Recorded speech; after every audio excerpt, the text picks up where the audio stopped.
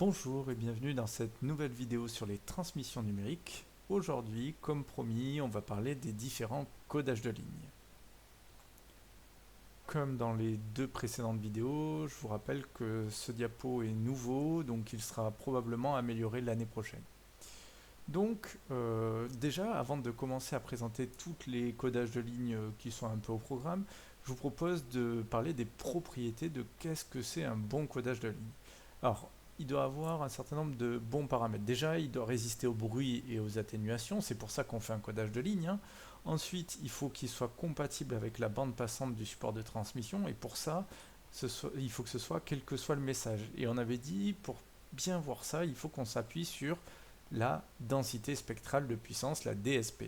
Donc qu'est-ce que ça veut dire? Qu'il faut qu'il soit compatible avec la bande passante du support de transmission. Si je prends ma DSP, que je trace la bande passante du support, eh bien, il faut que mon codage soit à l'intérieur de cette bande passante. Ensuite, il faut qu'on soit capable de récupérer l'horloge en réception pour pouvoir reconstruire facilement et pour pouvoir ou la reconstruire facilement, pardon, pour pouvoir décoder le message correctement.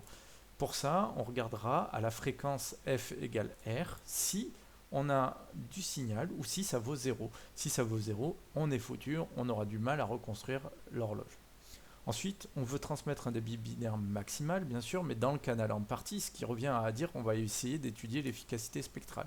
Pour ça, il faut qu'on regarde la formule qu'on avait donnée dans la vidéo précédente, que je vais rappeler, hein, c'est état égale le débit binaire sur grand B, et donc il faut qu'on sache mesurer grand B, la largeur de la bande utilisée par notre codage, qui est différente de la bande passante de notre canal de transmission. Et enfin, il faut qu'on évite le transport de la puissance inutile, donc on va éviter le 0 Hz, c'est la valeur moyenne d'un signal, c'est ce qui aurait tendance à faire chauffer sur un câble électrique par exemple. Donc on regardera ici, est-ce qu'il y a une raie à 0 Hz? Donc, il existe plusieurs catégories de codes en bande de base, principalement il y en a trois, les codes à 2 niveaux, les codes à 3 niveaux et les codes à multiniveaux, à M niveaux. Dans les codes à 2 niveaux, il en existe plein, on va en voir un certain nombre, mais vous pouvez en retrouver un certain nombre sur Wikipédia dans Line Code, mais on va parler du NRZ, du NRZI, du RZ 50%, du Manchester qu'on appelle aussi le biphasé, ou du Miller qu'on appelle aussi le delay mode.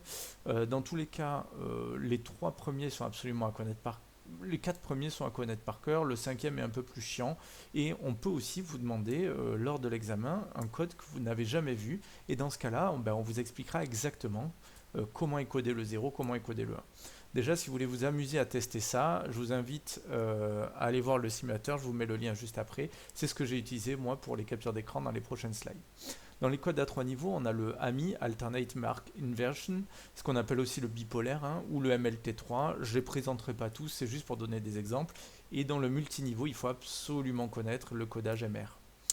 Là, ici, sur le site elec.org, qui est le site de M. Abati, vous trouverez un simulateur pour les différents codages qui sont en 2 niveaux. Passons maintenant au premier codage, le codage NRZ, qu'on appelle le non-retour à zéro. Alors, il existe en deux versions, la version unipolaire ou la version bipolaire. Unipolaire, un seul côté, bipolaire, deux côtés. Donc en unipolaire, le 0 est codé par 0 volts et le 1 il est codé par A volt ou V volt suivant les sujets. En bipolaire, comme on est deux côtés, donc on va avoir le moins A volt et le plus A volt. On peut déjà se dire que ici chaque bit, chaque symbole correspond à un bit. Donc on a un bit égale un symbole, voilà, une tension égale un symbole.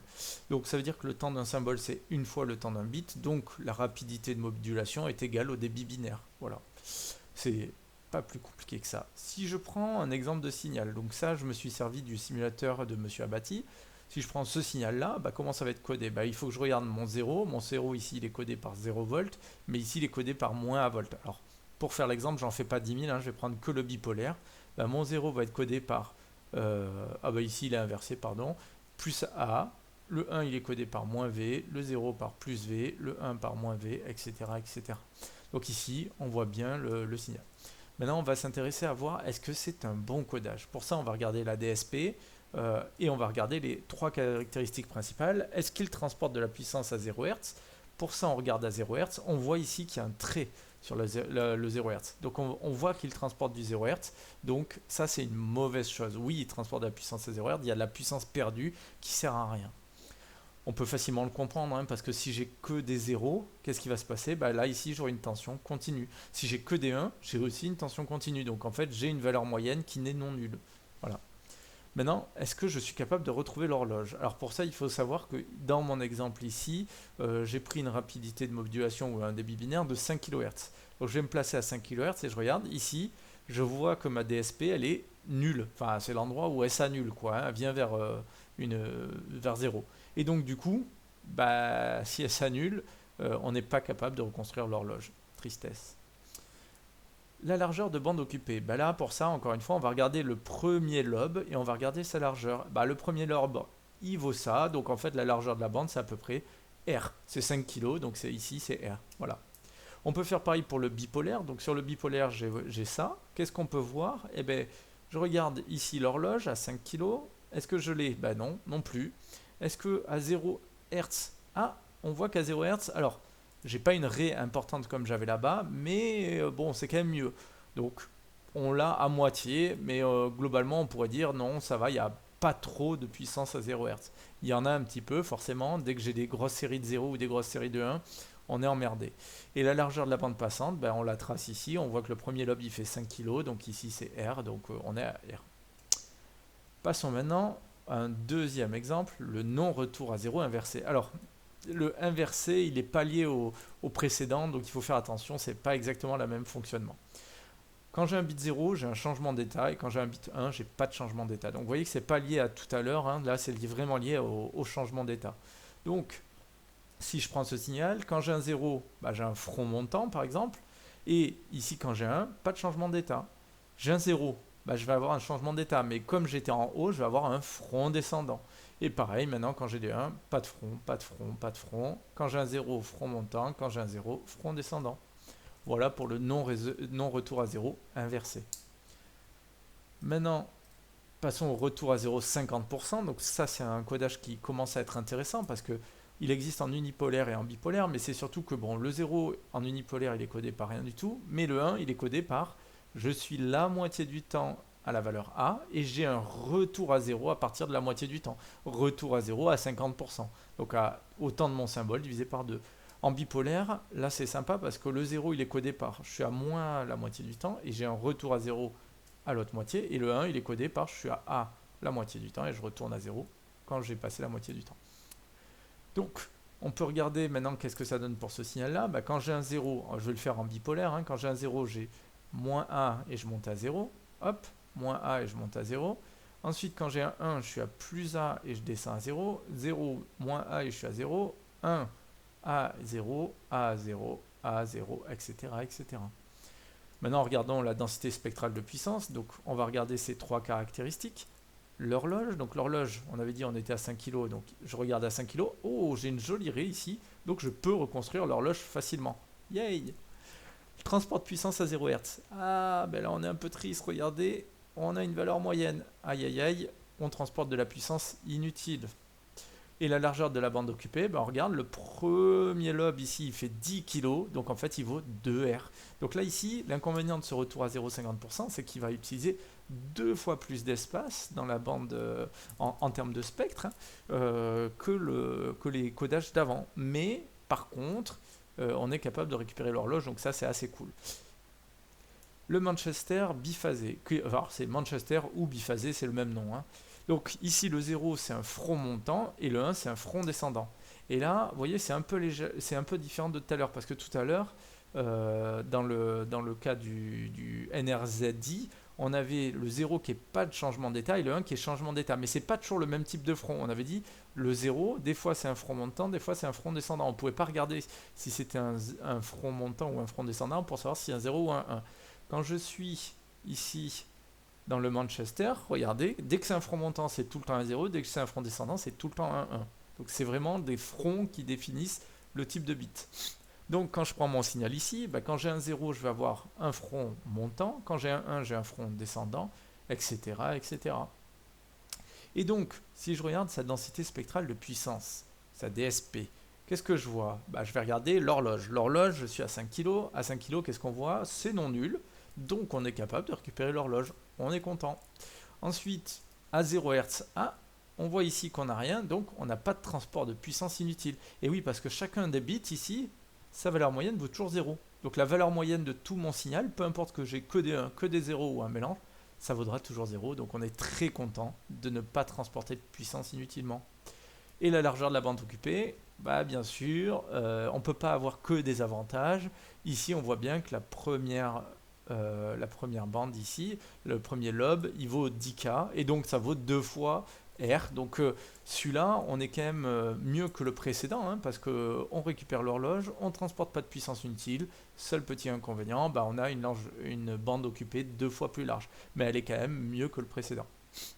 Le codage de Miller. Alors le codage de Miller, il est un peu particulier, je vous le dis tout de suite, vous n'êtes pas obligé non plus de savoir le faire par cœur.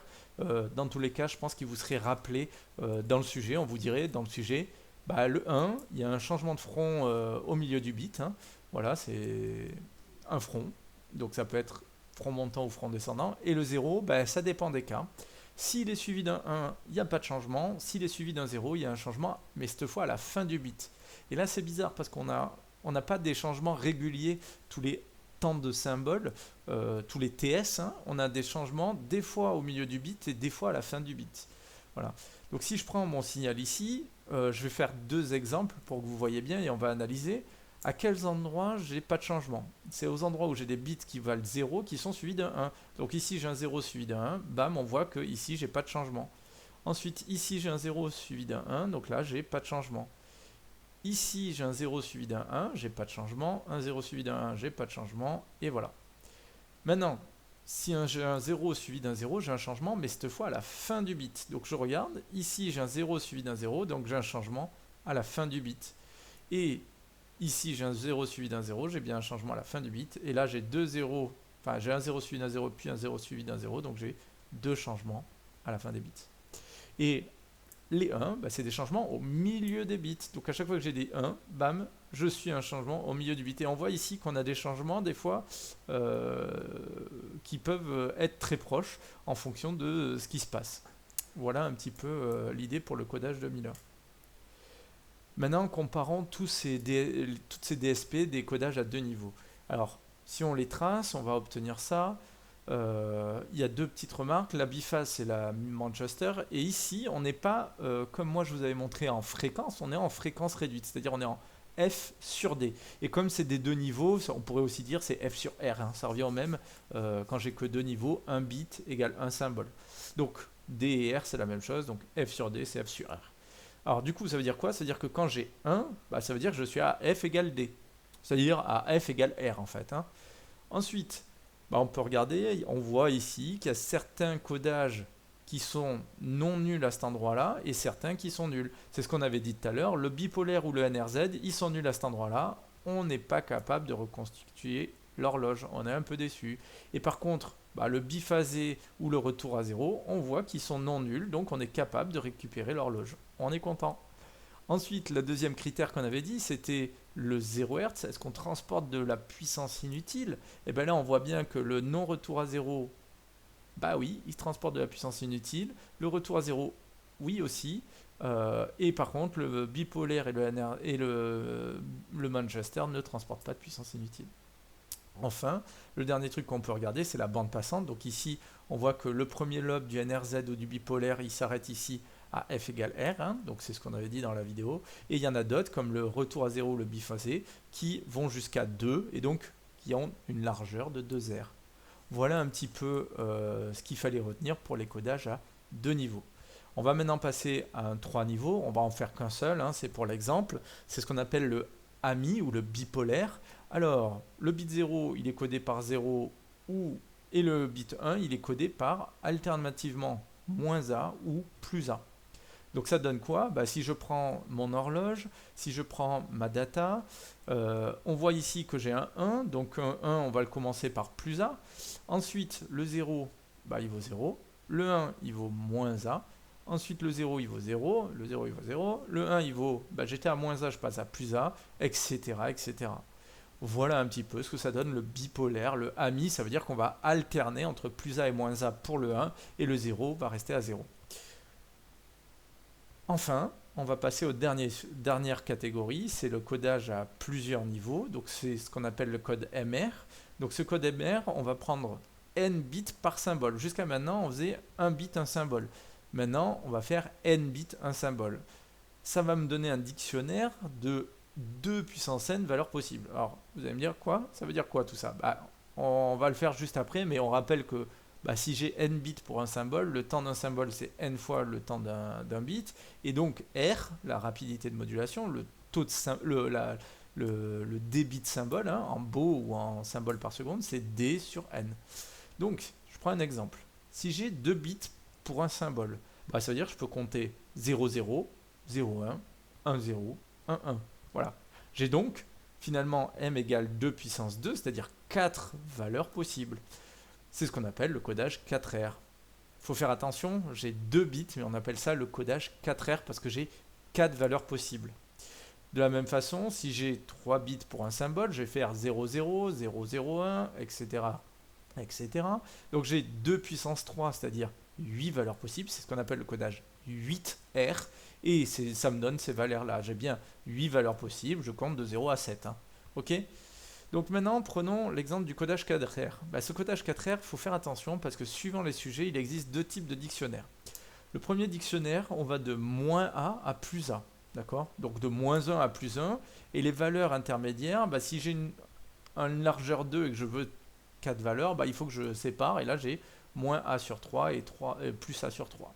L'autre possibilité, alors ça, je l'ai vu dans quelques sujets, mais pas si souvent que ça, c'est qu'on n'aime pas trop les fractions. Donc on va dire que ça, c'est le moins A et ça, c'est le plus A. Et donc là-bas, ça se retrouve à plus 3A et là, à moins 3A. Enfin, on va essayer de faire un exemple. Prenons un débit binaire, un message, voilà. Et on vous dit, vous devez le coder à l'aide d'un dictionnaire de type 4R. Donc, on va choisir ici de découper 4R. On sait que 4R, ça veut dire 2 puissance 2, donc il faut que je découpe tous les 2 bits. Donc, je découpe ici tous les 2 bits. Clac, clac, clac, clac. Je découpe, je découpe, je découpe. Ensuite, on me donne le dictionnaire, c'est forcément donné par le sujet, sinon on ne peut pas deviner lequel c'est. Hein. Donc là, on va supposer que le sujet il nous a dit c'est ça le sujet, c'est ça le dictionnaire. Et là, maintenant, je vais regarder. Mes deux premiers bits, c'est 0,1. Je vais voir dans mon dictionnaire, 0,1 c'est moins A ou moins 1, suivant comment on le considère. 1,1, 1,1 c'est plus A, hop, plus 1. 0,1 moins A, etc., etc. Je fais mon dictionnaire. Et ensuite, je vais représenter ces valeurs en termes de tension. Donc je vais représenter moins A, plus A, moins A, moins A, plus 3A, moins A, moins 3A, etc., etc. Voilà. Si vous regardez, il y a quand même une petite arnaque là. Regardez mon dictionnaire. Je ne compte pas en binaire classique 0, 0, 0, 1. Normalement, on devrait compter 1, 0, 1, 1. Et ouais. Alors ça, c'est une petite arnaque et je vais faire un petit hors-sujet. C'est ce qu'on appelle le binaire réfléchi ou le code de Gray. Attention, Gray avec un A et pas avec un E. Alors, si je reprends mon dictionnaire, vous voyez qu'ici, il y a un truc intéressant, c'est que dans ce codage de Gray ou binaire réfléchi, on n'a qu'un seul bit qui change entre deux états consécutifs. De 0,0 à 0,1, j'ai le dernier bit qui change. De 0,1 à 1,1, j'ai que le premier bit qui change. Et de 1,1 à 1,0, j'ai que le dernier bit qui change. Voilà. Donc le codage de Gray ou le binaire réfléchi, il est utilisé dans des cas où on sait qu'on risque d'avoir du bruit. Et donc, si on se trompe, on essaye d'être à un état proche pour pas trop se tromper. Alors comment il est construit ? Il est construit comme du binaire classique au début. Je fais 0, je fais 1. Et c'est là où le côté réfléchi va arriver. Je mets un petit miroir. Et quand je mets ce miroir, je fais le miroir de ça. Donc je vais faire 1, 0. Avant le miroir, je vais mettre que des 0. Après le miroir, je vais mettre que des 1. Et maintenant, je remets un miroir. Et ce miroir, je fais quoi ? Je fais une réflexion. Donc là, je fais mon 1, 0, ensuite je mets mon 1, 1, ensuite je mets mon 0, 1, et ensuite je mets mon 0, 0. Une fois que j'ai fait ce miroir, je mets que des 0 avant, que des 1 après. Et si on regarde, est-ce qu'on a bien qu'un seul bit qui change entre deux états consécutifs ? Regardez, entre le premier et le deuxième, j'ai bien que le dernier bit qui change. Entre le deuxième et le troisième, j'ai bien que le bit du milieu. Entre le 3 et le 4, j'ai bien que le dernier bit qui change, etc., etc., etc., etc. Voilà pour le code binaire réfléchi ou code de Gray, mais qui est hors programme, mais qui est quand même à connaître en électronique.